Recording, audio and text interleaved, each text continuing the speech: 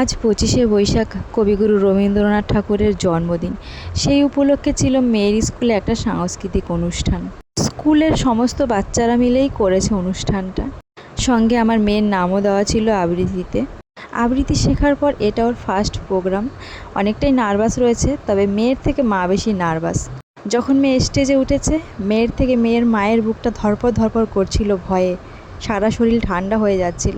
তো চলো মেয়ের আবৃত্তিটাই তোমাদের শোনাই। গাড়ি চালায় বংশীবদ, সঙ্গে যে যায় ভাগিনী মদ। হাট বসেছে শুক্রবারে, রক্সিগঞ্জের পদ্মা পারে। জিনিসপত্র জুটে এনে গ্রামের মানুষ বেচে কেনে। উচ্ছে বেগুন পটল মূলো, বেতের বোনা ধামা কুলো। সর্ষে ছোলা ময়নাটা শীতের।